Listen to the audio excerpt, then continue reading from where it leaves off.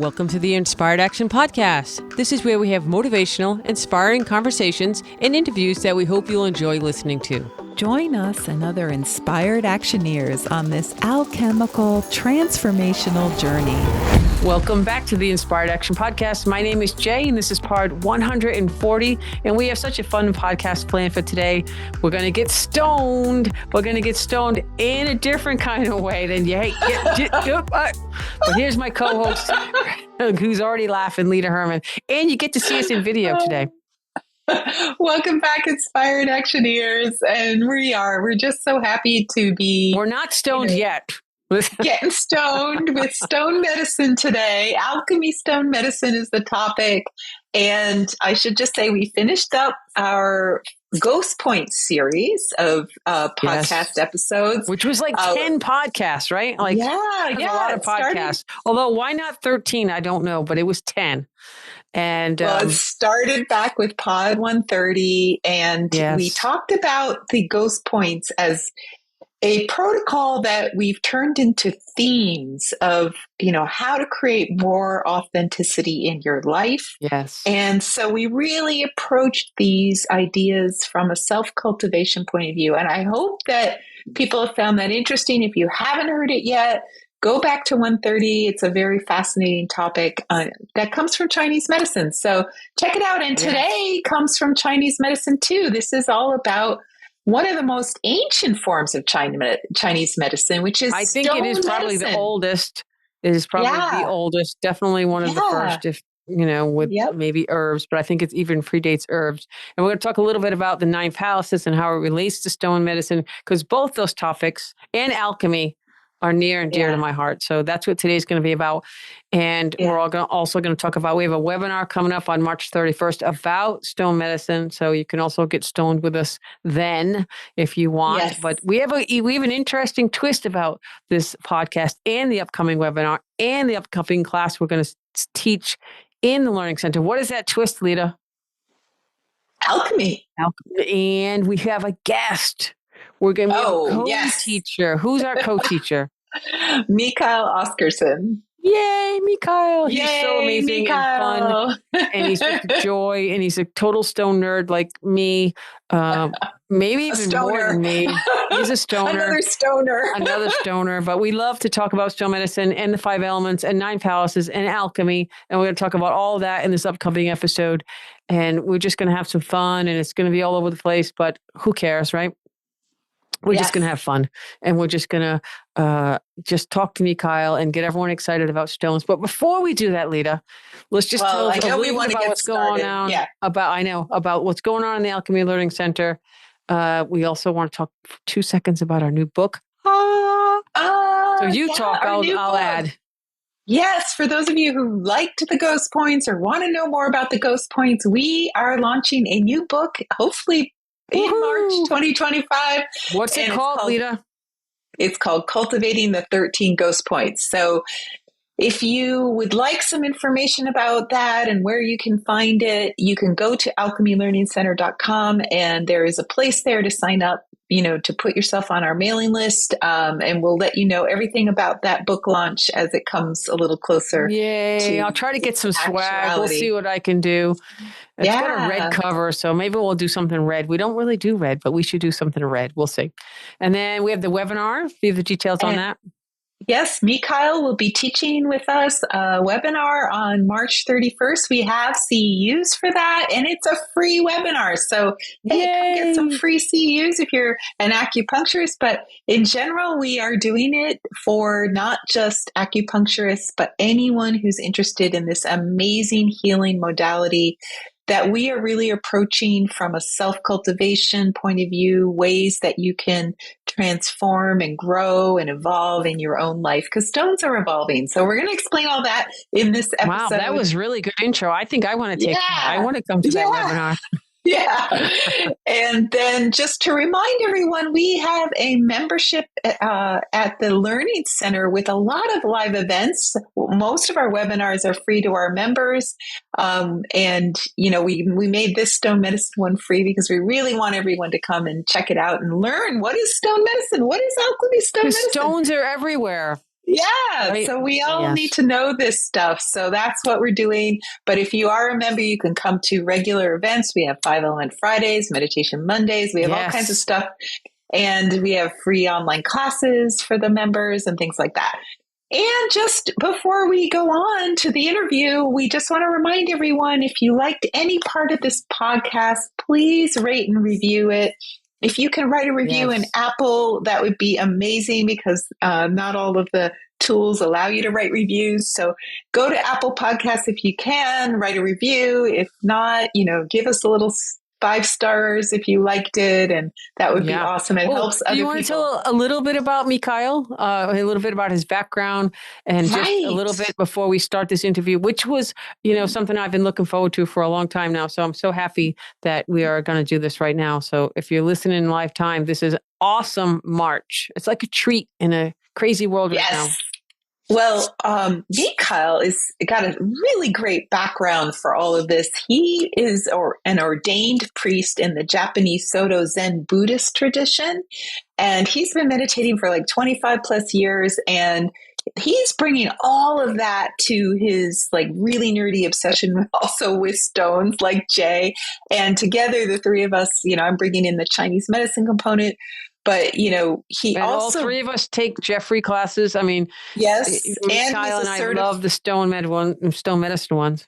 Yes. And he's a certified alchemy practitioner. He's gone through our program. So he brings that as well to everything we're doing in combining our team of stone medicine folks. So, so we should bring on the interview, Jaye. Yeah, I can't wait. So, all right, let's have some fun with stone medicine. Yeah, here we go. All right, so we have Mikhael Oskarsson with us. We're so excited. Welcome, and thank you so much for joining us. Yay! And we were hoping that. Yeah. Thank you for coming. So we were just thinking we would just start with you talking a little bit about your history, particularly how you got interested in stone medicine. Yes. The defining moment for me when I got hooked, or I got initiated into stone medicine, I live in Taos, New Mexico. I had been seeing a couple acupuncturists out here. I really liked their approach, and they were both studying with this guy, Jeffrey Yuen.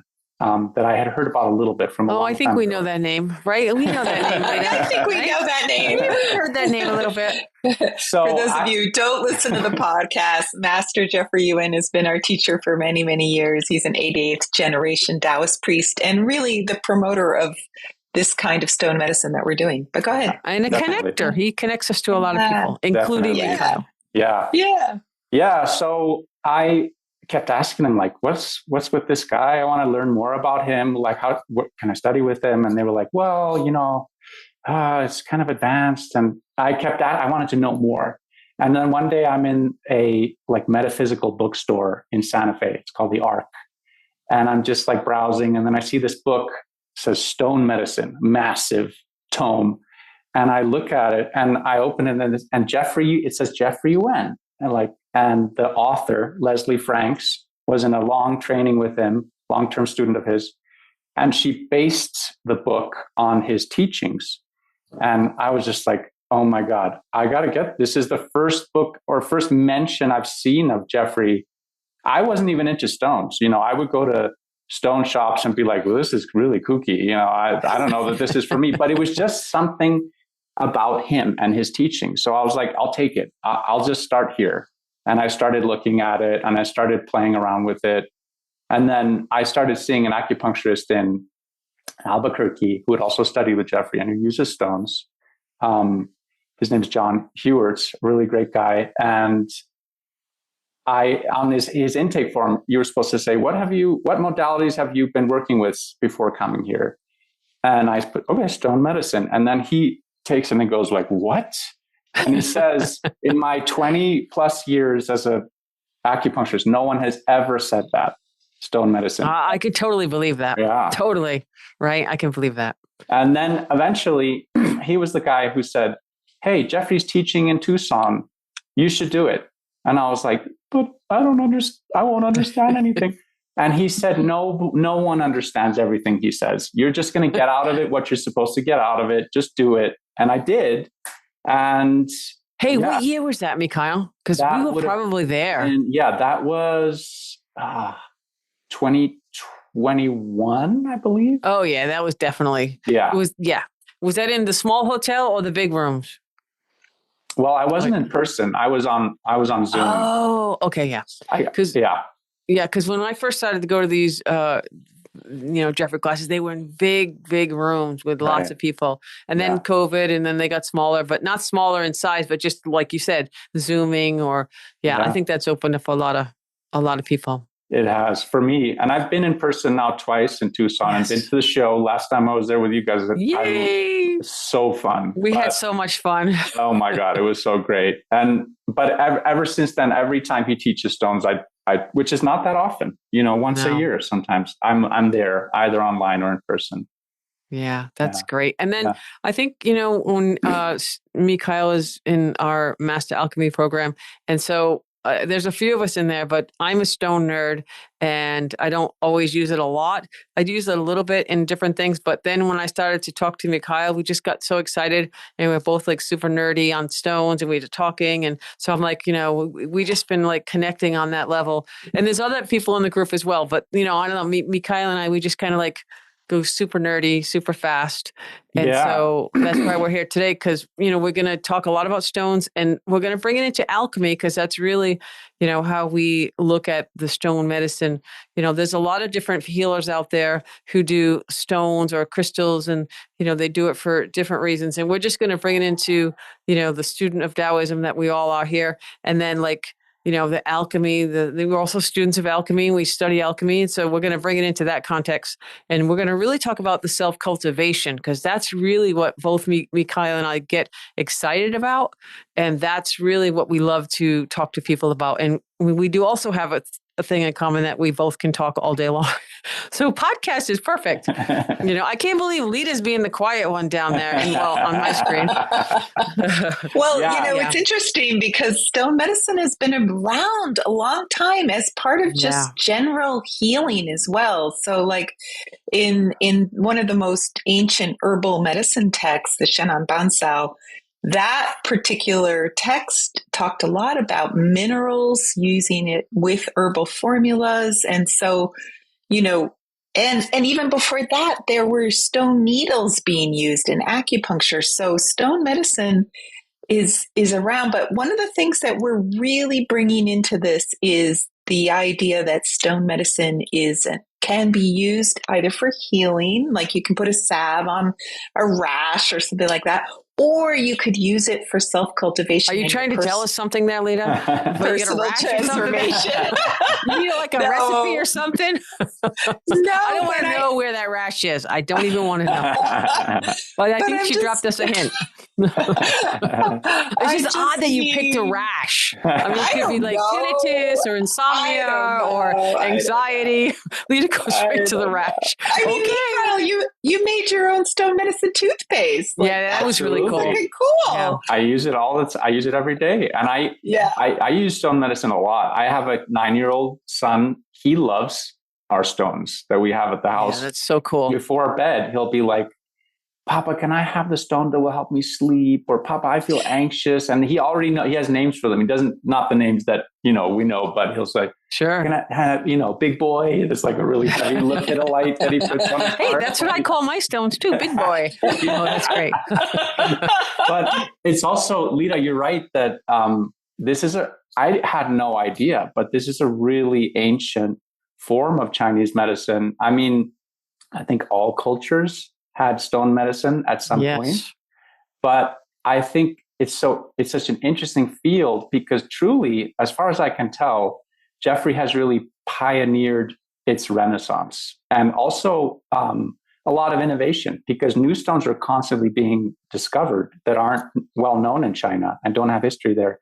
And he will work with them and figure out all their qualities and then share them with us. So it's really cutting edge. And I like that he has made a container for this whole thing to be kind of held in, and then you can take and learn and do what you want with it. But I think even with the book, and there's other books too, I brought all my books down here today, but there's other people too. But I think with Jeffrey, it just clicks a lot of boxes for me because of the Chinese medicine and the Taoist perspective, and just a container that seems to follow a certain path. Yeah. And I mean, I think using it for Leta's rash, or or someone wanting to sleep, or I mean, that's awesome and fantastic. But it also can be self-cultivation. It can be a vibrational. You could do grids and elixirs and jewelry. It just goes on and on and on. And I think recently we were in a lecture, and Jeffrey said that Gahong, who we're going to talk about in a little bit, said that stone medicine was the most powerful and permanent of healing.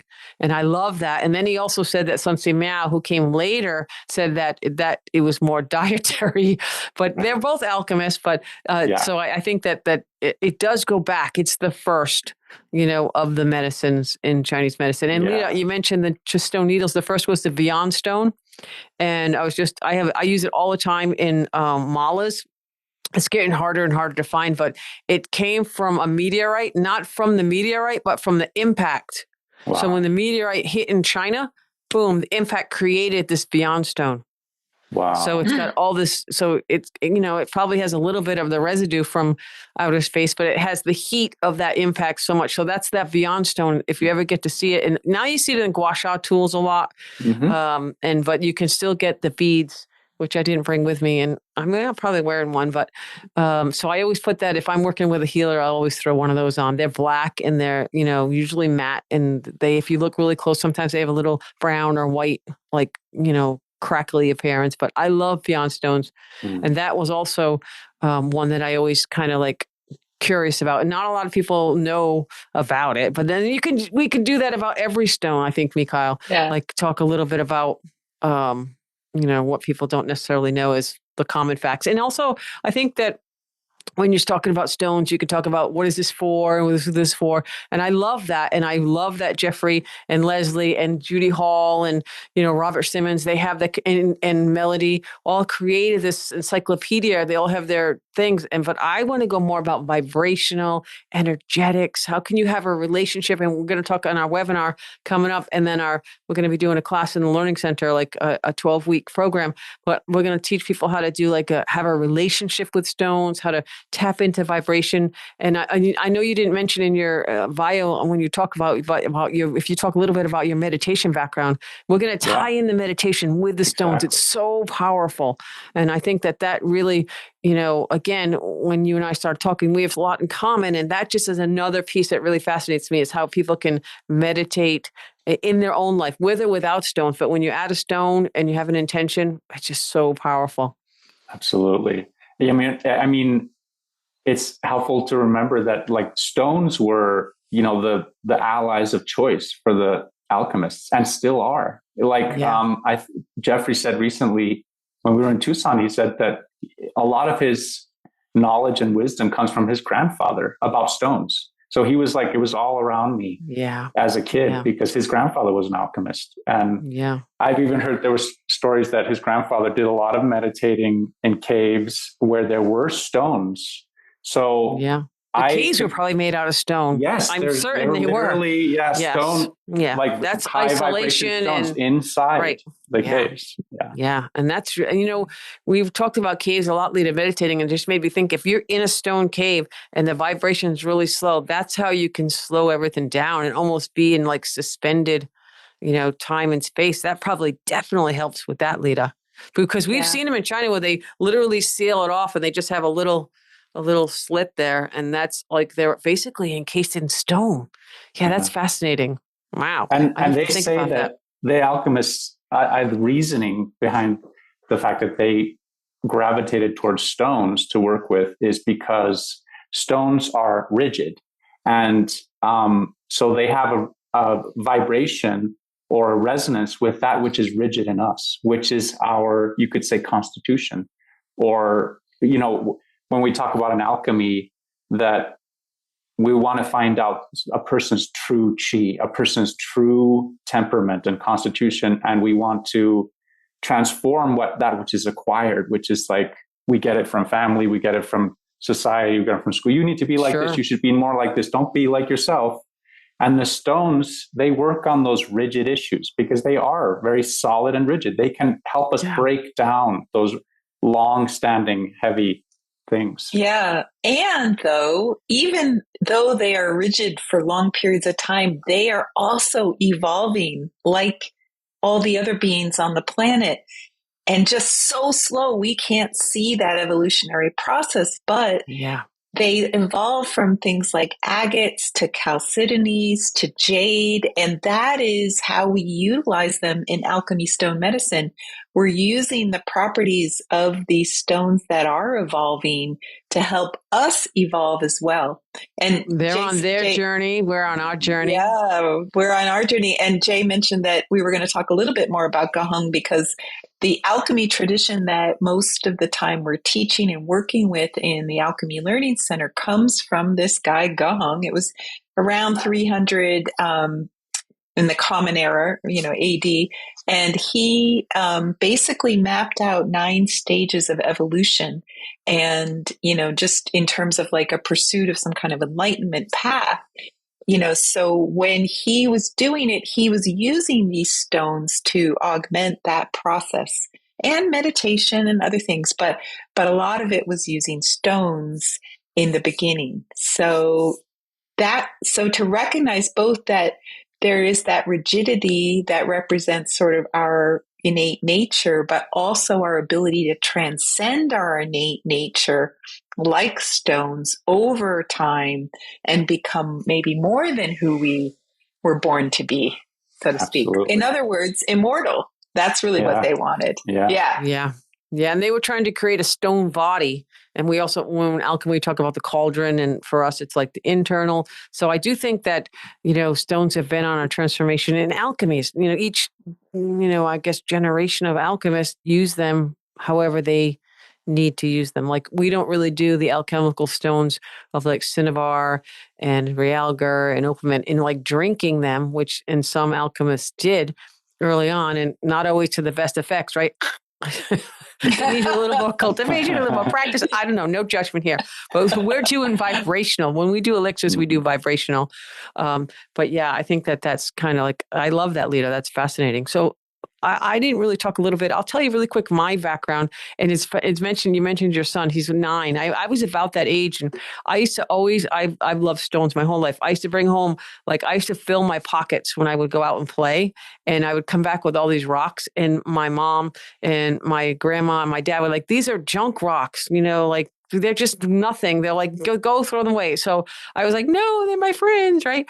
Even though I had friends, but they were like my stone friends. And then they bought me a tumbler, a rock tumbler. I think they got it like Sears or JCPenney back in the day, right?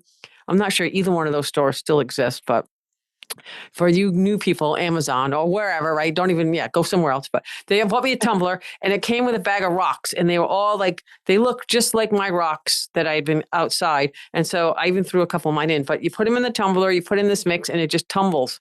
And it was really loud, like, for like weeks and weeks and weeks. So we had to hide it in the closet because they're like, this is like buying a kid a drum set, right? Like, they're like, good idea, bad. And, once you get there, but so the tumbler, it goes for weeks and weeks, and then you take them out and they were like, amazing, you wash them. And then all of a sudden they like become these beautiful gems. And I remember, snowflake obsidian. I had never seen that. Blue lace agate. I remember that. A tiger eye. And then my stones were just like, they were a little junky, but I love them. They were like brown with some flecks. They were like a granite kind of thing. And I still have those stones. Wow. I still have those stones because I put them in a box. I wrapped them up. Now I should bring them out and put them on display. But that was, and when I was in 5th grade, I wanted to be a geologist, like an archaeologist and geologist.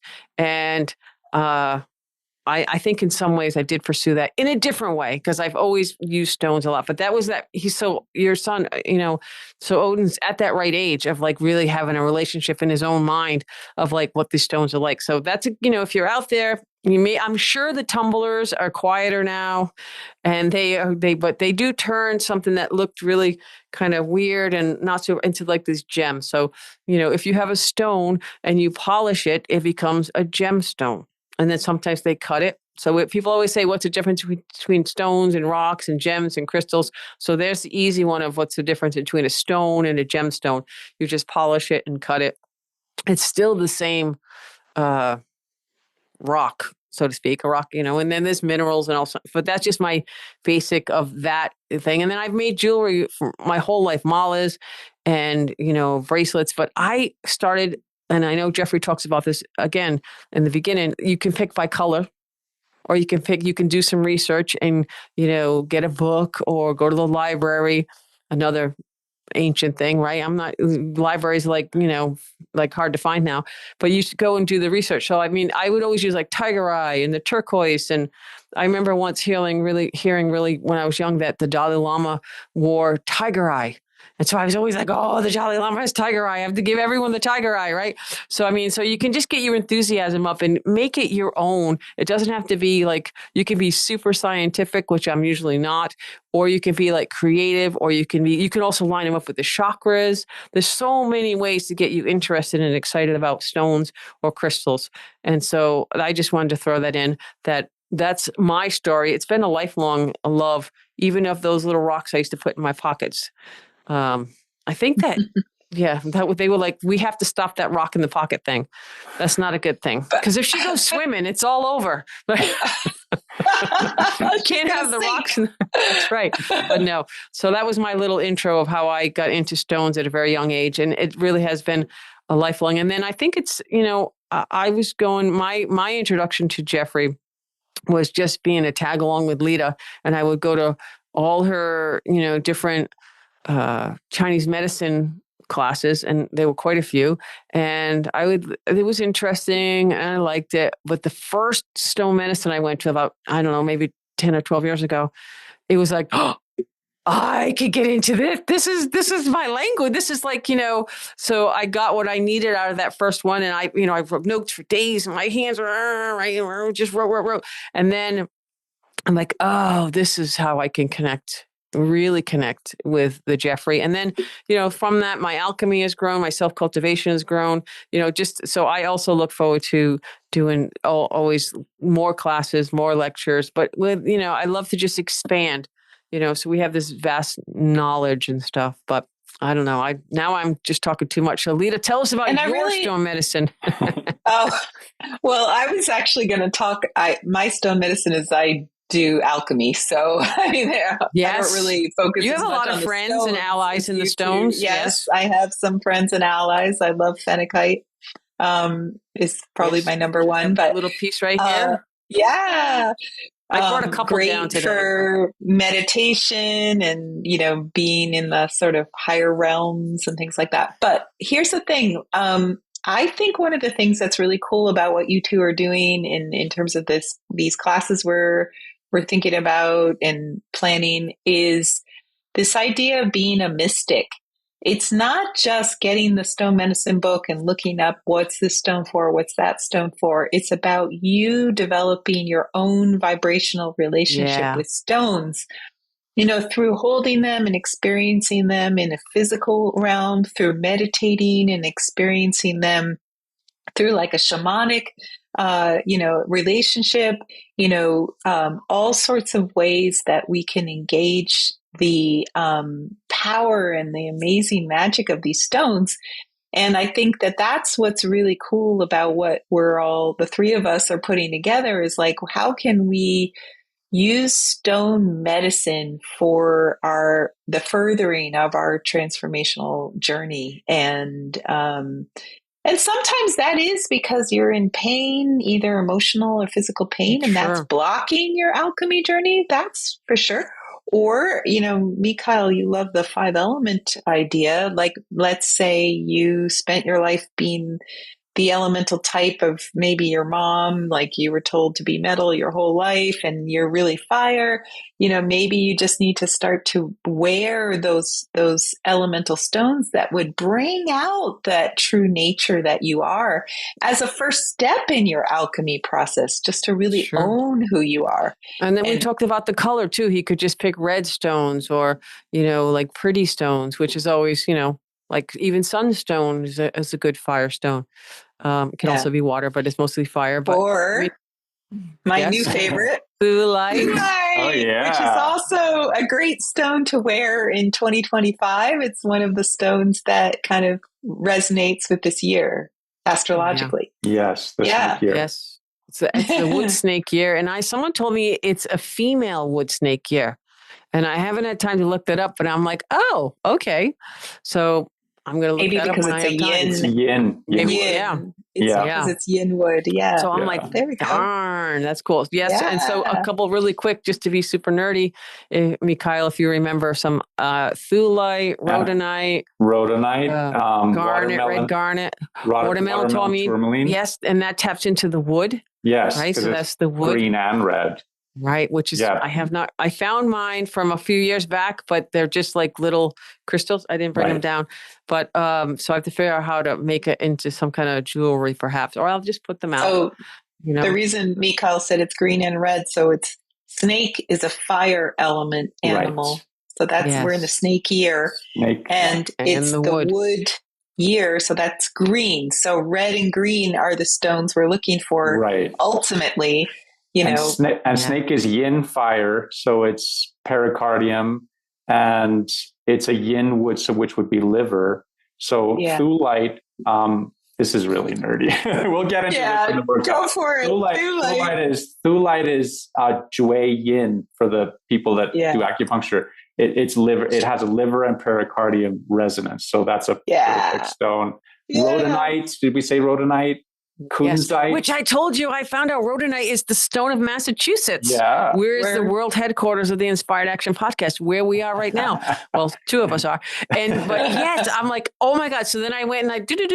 And they have a mine here that a couple times a year, they let you go out and dig for it. So we're going to do a field trip. I'll try to videotape it. But yes, it's right here in Massachusetts. But that's a good stone for 2025. I want to say also, like, my experience has been very similar in terms of when I was like, oh, I want to study with Jeffrey. And then I took different, like you did, Jaye, like different types of workshops. Like maybe I'll try this. And oh, that's interesting. And I took some notes. But then even at my first stone workshop where I really didn't understand anything, I was just taking furious notes, just like I want to write everything down that he said. I want to know all of this. And then I look back on it years later and I think, oh, I think I understand that now. But I think what we want to do with our upcoming workshop is to provide a foundation so that, what we wished we could have had. The path. Yes. Like I want to take all the information we have, put that way at the end, turn it around and start. Where would you start to end up at that? And they can take their own paths, but we're going to give them a little bit of guide. We're going to talk about, some of the properties of the stones, the characteristics. So you get that scientific mindset.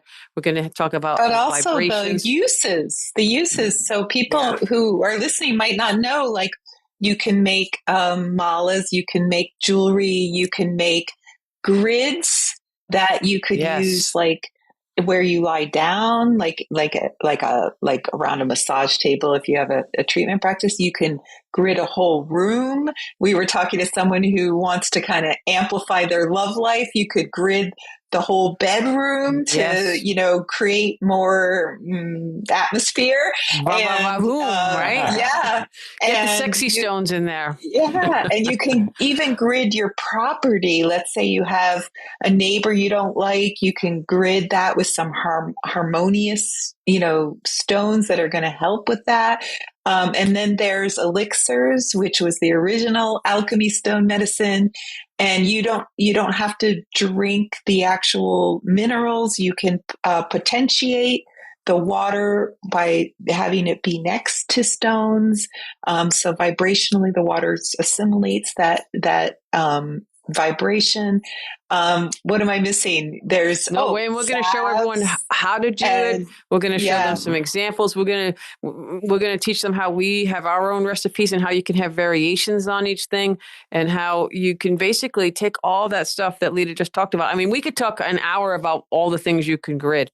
Or the things, if it's a health thing, you might do the elixir, or if it's more like, I love to wear stone medicine. I'm wearing, every day I wear quite a few, but they're kind of like a talisman of, reminding me of different things or, vibrationally, if if you're in a situation or a place where it's really stressful, maybe you touch your stones, or, you can just feel the vibration. So there's so many ways that you can, tap Which into makes that. It makes me think about the nine palaces too. Like if you're working on something in your life, like, like we were saying, romance, or let's say it's wealth and abundance, or, like, why don't you talk about that real quick, Jaye? Like, well, I think what would that be like? My philosophy on stone medicine, and this has evolved over my whole lifetime. And I think, talking with Mikhael for the past few months, it really made me think about it. And I feel like stone medicine, and this is completely just my theory. So I don't want to be like, Jeffrey didn't say that. This is for me. Either you want to bring something into your life, you want to repel something from your life, or you want to manifest like good health or some kind of thing. So if you think about the relationship with the stones, you have to be self-cultivating a little bit to get the deeper ones. But if you want to bring like more money, or if you want to repel negative energy, or your neighbors, or your, bad coworkers, so that's a repelling or a thing. So that's like breaking it down to like the easiest way to think about stones from the perspective of starting out. You can build on that and build on that, and you can get super technical, or you can just be kind of loose and free.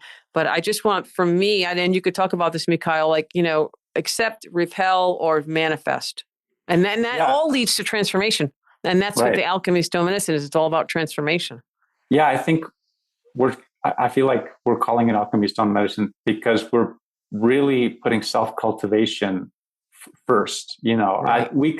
I think that applies to any kind of, I know you guys sometimes call it props. It could be stones, it could be herbs, it could be essential oils.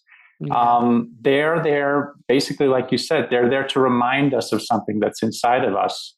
But you could do all the treatments in the world, but then on the inside, if you're still having your same old lousy thoughts and lousy feelings, you're not really working on that, or just becoming aware of that. Is it going to work? I don't know. Maybe. I hope so. But it might be really helpful if you think about what is the vibrational stone that's constantly putting out vibrations in me, the brain or whatever it is. And can I work with that too? I love that, because you might have a stone that you think is doing the work, like attracting money to you. Or you could have a stone that is helping you shift your own relationship with abundance. Right. And that is so much more powerful than having to have a talisman that you think is doing the work for you, rather than, like you said, shifting your internal reality. Because, if you're carrying the stone that represents attracting money, and you're still having all those negative thoughts about your own money situation, that's not really going to shift it. Or how about all of a sudden you lose that stone and you're like, that's it. Right. I mean, I used to make mallets for people and bracelets all the time. And, over time they break, and people would call me in tears. They'd be like, oh my God, Jaye, it's over. I've lost it. It's broken. And I'd be like, it's okay. Just gather up what you can, put it in a baggie, send it to me. It's done its job. It's served its purpose, but it's really, have you changed or have you transformed? And don't put all the power. Do the journeys together with the stones. They want to be your allies. Remember, they're on their journey too. So they're having fun along the way. They want to help. They'll I think for stones, and again, my opinion is they're moving at a slow pace most of the time, like slow. And we are not working. As humans, we are like sprinting through life. And so, if you want to give yourself permission, we're going to do a really cool meditation in the webinar or the class for sure about slowing at a glacial pace, holding the stones that move really slow.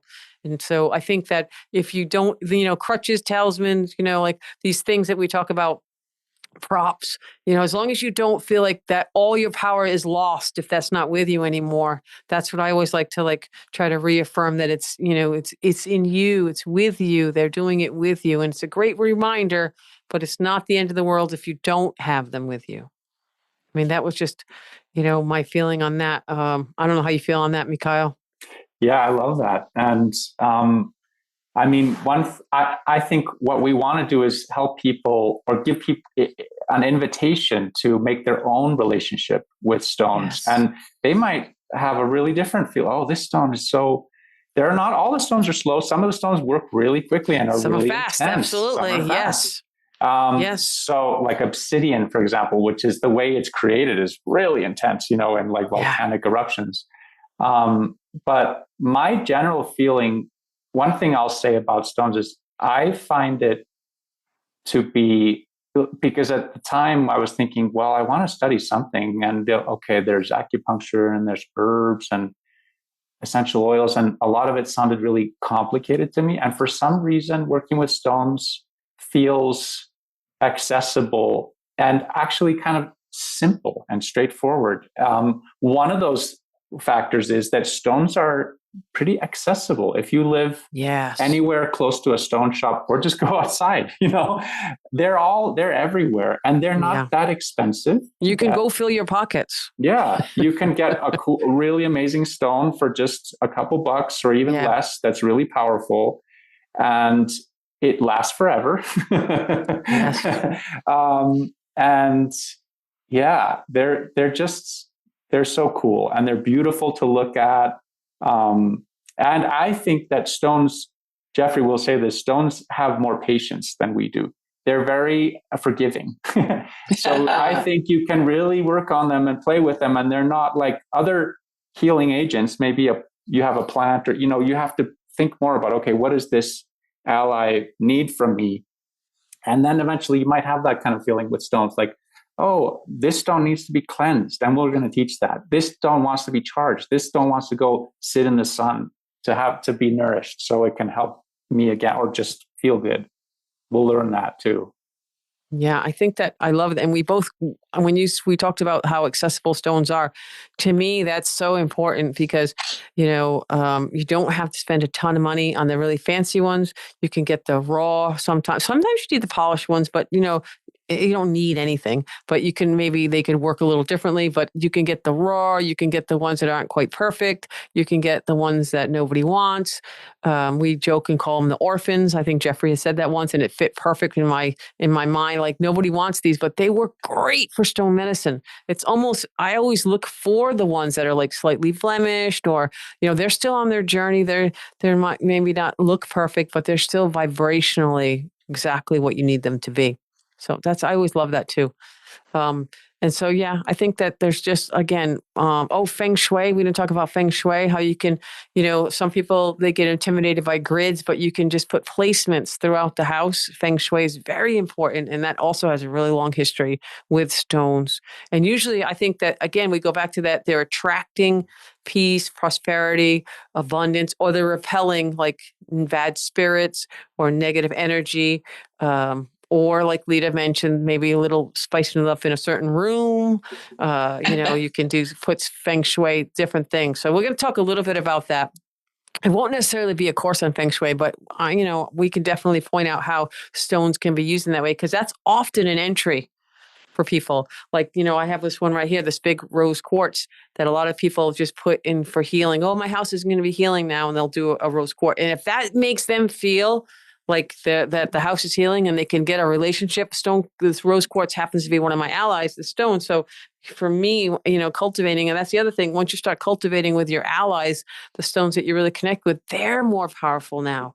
We could talk about that a little bit, about, discovering. We're going to definitely talk about that in the class, about how we can, really get your allies, and, instead of every single stone, which it could be, but the ones that really work for you, is something that's I find is always fun to think about. Yeah, and it's maybe useful to say that, like, the way that we've learned from Jeffrey and the way he presents it and how we work with it, it is a complete branch of Chinese medicine. And that's not to say and that there's no shade on any other approaches, like a more new age approach. That's more about self-cultivation, which is very high, where you can just sit with the stone and feel and, absorb from the stone how does this stone want to help me, or one of my friends or clients or patients. But the way this, it's really a healing modality. There's a whole, framework. And just some of the really simple things to think about is, like, you can choose a stone by color, which would have a 5-element correspondence. Stones are, you can also go even more nerdy, and we don't want to overwhelm anybody, but you can start thinking about what is the chemical composition of the stone, because all of us are doing some kind of stone. People are taking magnesium salt baths, Epsom salt baths. So they're working with magnesium. There are stones that have a ton of magnesium in them that you can work with. A lot of stones. In the same way that you feel you need soothing, or you could look at, for example, we were talking about lepidolite, which my kid uses to sleep. It has lithium in it. And that's a chemical which is used in medication for people that have I think manic depressive or all kinds of things. These are the building blocks of a lot of Western medicines. And that's what we find in the stone. In this case, it's more like we're using it kind of like homeopathy, where, a trace amount, the vibration of something can, awaken something in you. And that's why we do a lot of placing stones on acupoints or chakras. So it's the same principles as an acupuncture, so it's a whole thing. And I think that we mentioned the color, and it could be the chakras too. Like you could pick like all the different colors, and then one of those stones. Even you can go a little deeper. A stone for the chest and the different chakra, and then go. What do they want to do? Or do you want to bring something into your life or get something out? I keep going on that, but that's basically a way to understand it. And then, I have some of my books over here. And the Judy Hall and, the Robert Simmons, who I think, and the Melody, I love this, this little one right here, this Melody book. I mean, it's definitely, they're doing their thing. They're doing their own thing. They're telling their story. These books are just as important. They're just a different way. Here's another one that I like, this Mikhael Geiger. I'm not sure I'm saying his name correct, but he's got a ton of these books out, all different kind of books.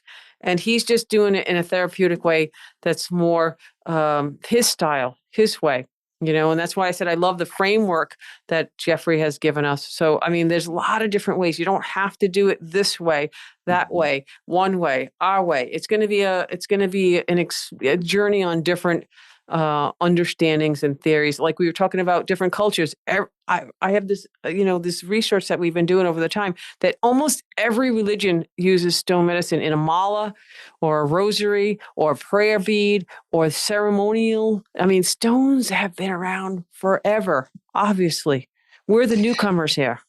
And I think, like Chinese medicine, it can be a little overwhelming. And I think what we're doing is trying to kind of give people a path. And if you're listening to us in March 2025, we will be doing a free webinar at the end of the month on March 31st. And what we really want to do is start to kind of funnel all this amazing energy and excitement the three of us have into, how can we translate this into usable things that you can do for your life that are fun and interesting and inspiring. This is the Inspired Action Podcast. We're inspired. We hope we can enthuse you in the same way we are, and in sort of practical things that you can really do with these. So Jaye and Mikhael, do you guys have any kind of we always give homework at the end of our podcast, anything that people can do in preparation for that free webinar? I was thinking they could go to their local stone medicine store. Crystal store. I think it's going to be an easier find. Yeah. That's a great idea. I was just thinking this is like a little preview, something that we'll cover in the class. But I think I say this to anyone, any one of my clients or friends that are interested. The first thing you want to do is just find a local rock shop. I'm sure there's one somewhere close by. And then you go and you just look, just start like a child, just start looking, see which stones you gravitate towards. Yeah. And then what really helps is if you can hold it and put it in you could put it in your non-dominant hand and just hold it and see what that feels like. Some stones, you hold it and you just want to take a deep breath and it just feels, so soothing. Other stones are not like that. There's stones I hold, they make me nauseous. They're powerful. There's too, I'm like, that medicine is not for me yet, but that's a great way. And then you can, I know Leta does this. You could ask, do you want to come home with me or are you meant for me? And then you could just carry it in your pocket. or you could put it. Make sure you pay for it first. Yeah, pay for it first. Good point. Forgot This about stone that. said it wanted to go in my pocket. I'm so sorry, officer. That's a good point. Let's not forget that. Thank your local rock. And they're probably waiting for someone to ask a question. Like, please ask me a question about anything. And just remember, it's through their learning and it might not be like, well, Jay said this or Jeffrey said that. I mean, it's all relevant on how you need to take in that information. I love it when people talk to me about, maybe like in a more Western philosophy and, different things, because I just put that through my filter and then it comes out and, I have a little bit deeper understanding of something I didn't know. Yeah. Or like the Vion stone, when I was just looking up that like about a month ago, I'm like, I thought it was more of a meteorite and it's not. It's from the impact. And there is meteorites, which I did bring down one right here. Like this thing is so heavy. So then you can use this in stone medicine a lot, like if you think about it, it's heavy, it's dense, it's, unknown what's inside. Yeah. Actually, this one is I think this is from like a Tibetan Himalayan area, but wow. So there's, go ahead. The one thing, the only thing we want to be careful about, and I just want to say that with regards to elixirs, there's kind of levels of how you interact with the stone. In terms of, you could say, intimacy. And elixirs would be maybe the most intimate way of interacting with the stone because you're literally inviting it into your body, inside your body. And we will cover this. You got to be a little bit more careful with elixirs because you're ingesting, because there are stones that have toxic materials in them that should not go in an elixir. So that's not a beginner's practice. Right. I always say like education will alleviate fear. Yes. Okay. So if you just learn and be open, and just kind of like, why would you want to drink an elixir? If you have a health challenge or something that, all these different modalities maybe didn't work, or you just want to try something new, there's definitely a place for elixirs. And I love elixirs, but I think that you have to have a reason. You have to have a reason for everything. Like, why do you want to meditate? Why do you want to do this? I mean, that's why I always throw in the fun for stone medicine, because for me, it's always fun to learn new things and you get to, collect different ones. Like here's a little piece of aquamarine, and this is one of my big allies, and it's a fun stone. It's a water stone. But you don't have to get the most expensive one. This is a very expensive one, but I got this a long time ago when it wasn't crazy expensive. So money should not be a barrier. You might have to get a smaller one, or you might have or raw versus gemstone. Yeah. A lot of these, like even emeralds and things, like rubies that you think are so expensive, they're not that expensive when you get the raw form. And the raw form is great for stone medicine. You don't always have to wear it like jewelry. Right. Yeah. No. Like this is a phenakite that's raw. And the phenakite that's really polished and shiny and perfect, it's very expensive. But this is more of a raw. Mm-hmm. Again, I got this, pre-COVID at Tucson. And so, I love that. You can definitely find ways to fit your budget, and if you meet other people who have better stone collections, well, lucky them, right? You have to start where you are. And, no stone envy. No stone. You will get stone envy for sure. Yes. But you just have to kind of like be where you're at, where you are on your journey. So I think that, all right, so my tip for homework would be to ask yourself, why? Why would you want to have a relationship or create a relationship with stones? They're everywhere. If you have no relationship, you've lived your whole life with not really maybe just appreciating them, but not connecting. But do you want to connect? Has there always been a calling, like something that you didn't really understand? Or you've always, liked to just go sit out in nature on a rock and, you just never thought about it. Or, you've liked malas and you just don't know why, but you've always loved to wear stones or beads or whatever. So just have a little, we always say, be the watcher, just observe in your life why you'd maybe want to learn more about it. Because we are lifelong learners in the Alchemy Learning Center, for sure. I think that's number one for everyone in there. We all just love to learn different things. And then I would just say, my last question is, all right, so Leta and Mikhael, what's your favorite? Give me one favorite stone, your go-to stone. Ooh, that's a tough I know. one. I'm like, I don't even know if I can answer that. I already said mine. It's phenakite. Phenakite. Yeah, that's a good stone. What do I go for? I mean, I love the fire stones because I'm fire. The red, the pink, the pretty, that's the thing. You can think about, I like thinking about what's the motivation for each element in terms of working with stone medicine. And for fire people, they're always going to be like, oh, so pretty. They like the pretty stuff. Red, shiny. I like wearing jewelry.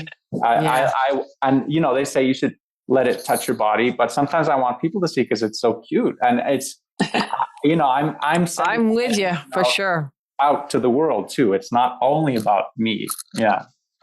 I think awesome. I know. I don't know if I can pick one. And I do. Leta does match her stone medicine with outfits and clients that she's going to see. Yeah. I always think that's fascinating, but every day. I think I do that a lot with clients when we are working on their stack up and I say, okay, now your metal, I want you to have this apophyllite, which is like the metal stone. You will carry it around and that's going to remind you who you are. And I love that. That to me is and we're going to cover that, but that's a really that's simple, like a touchstone talisman. Yeah, I love that. And that's, that's only positive. It can only be from positive because you wouldn't want to carry around a stone that's going to make you feel negative or angry or anything like that. So I love that. So I think that for me, my first stone love was lapis lazuli. I think that was like the bomb. Although I did mention earlier when I did the tumbling, I've always had an affinity for obsidian, a snowflake obsidian. And I don't really use the blue lace agate, but it is beautiful. And then obviously tiger eye is so amazing. And I like stones that have multiple paths that they can go on. They have multiple journeys, multiple ways, not just like one. I just love all of them, but that have multiple. And I guess jade as well. I really like jade. That's where we're all headed, right?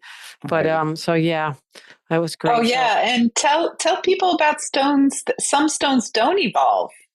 Like all the stones that we talked about are evolving to jade, but some are not. Yeah. Oh yeah, well, diamond, right? Diamond is the one we always like to throw out there to freak people out. So diamond is nowhere to be found in the Chinese materia medicas. They're just not interested in it because it's so hard. So a soft stone, which would be the kind where you can just crumble it with your fingers, like selenite. Yeah. But diamond is so hard that they think of it as being like it doesn't want to change. It's just like and so too rigid. So the idea of getting a diamond ring for someone when you get married, from that point of view, is a little bit like. Diamonds are forever. Don't ever change. Don't grow. Don't evolve. Our love will stay exactly the same the way it is right now. Put a ring on it, right? Exactly. Put a ring on it. Don't change. Yeah. Which I just said don't really want to necessarily carry around something that could turn to a negative. Although the diamond itself is probably a positive stone. It's a beautiful stone, but that's the one we always like to, talk around. And then they have black diamonds and yellow diamonds and blue, all kinds of diamonds, right? But I just want to mention also, because we mentioned the stones that are evolving, that are on a spiritual path that Leta mentioned earlier, which are the agates, the jaspers, the chalcedonies, and then jade, which is in Chinese culture is like the stone because they think of jade as being complete. It has reached completion. But those previous stones, like agate, for example, you'll know agate. You often see these slices at rock shops, and they have these striations. Kind of looks like when you cut a tree. And the resonance there is that the striations is like it's getting clarity. It's separate, like in the jargon term would be separating clear from turbid. It's getting clarity about who am I and what do I want. And then jasper is they used to call it turbid. You can't see into it. It's just like a totally matte color. That's breaking up the negativity. And then you get to chalcedony, which is translucent. So it lets light in, where you're like, wow, I'm starting to let light in and let my light out. And then you get to jade. And the Chinese believe that these stones are all evolving towards jade, just like us. They're on a spiritual path. Yeah. So depending where you are on that path is where you could start to bring in stones and their vibrations and join them on their quest to become jade, right? I guess that's a pretty good place to to end. I can't get any better than that. Yay! That was like stone drop, right? Stone drop. That was perfect, Mikhael. So if you're interested, if any of this resonated with you, come to our webinar. It's free. We're going to talk some more, and we're going to talk about the stone medicine program. Although I don't really like that word program. I don't know. We don't have a name for it yet, like studies or group or I don't know. We'll come up with a name by then. Journey, path, experience, quest. But we're going to do a 12-week, 8-session. We're going to talk about all different things. We're going to talk about 5 elements. We're going to talk about 9 palaces. We're going to talk about all the things we talked about today. So we didn't even get to talk about one big thing that keeps coming up is EMFs. And different things. We're going to talk about that. And, we're going to talk about using stones for different purposes. Like I'm doing a bracelet right now for a young person who's being bullied at school. So I'm getting my, all my stones together. I'm going to make it today. I'm going to get it out in the full moon and let it absorb the solar and the lunar energy of the 24 hours. It's already been underwater. So that we're going to teach how to clean your stones, how to charge your stones. Not all stones go in water, So I was just looking here. I have this really cool piece of hematite that can be charging, and you can charge on amethyst. I have another piece of amethyst here. So you're going to learn all these paths and tools and things to play with and have fun. And you get to touch stones. A lot of people, are very tactile. So we're going to talk about, so if you enjoyed this at all and you want to have some fun and learn some really cool stuff and start your journey, no matter where you are on the stone medicine journey, it can move you forward. It can go deeper. We can go super nerdy if we want to. So we'll be there. And we're going to try really, really hard to make every person have a personalized journey. So we're going to do some sessions with people. We're going to zone in on what they're, hoping for, what their goals are for, what they're trying to do, what they're either trying to bring in or repel or manifest. So that's going to be very unique. We're going to try to do that. It's almost impossible, but I know that we're up for it. But we're going to really work on that. So that's we're going to have fun. We're going to have fun along the way. So I don't know. Anyone else who want to say anything else before we stop for today? Do your homework, have some fun. And if you can't go to a gem store, there are tons of resources online. There's really no excuse in this day and age. And if you can't go out and buy anything, go out and find something in your yard, wherever you live. Each state has a rock, a stone, a crystal, a mineral. We might even throw that in for homework before the class starts to go and look at what state you're in and see what you can come up with. I'm shocked about Massachusetts, but I'm very thrilled. So now I'm going to go find that too. So, all right, I think that's pretty cool. Anything else? I feel like I'm missing something. We're all set. All right. So we'll put all stuff in some show notes. And if you're already a member of the Alchemy Learning Center, we'll send you an email about the webinar.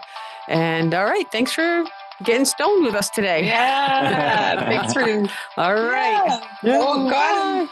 Find some stones. Okay. Find some stones. Okay.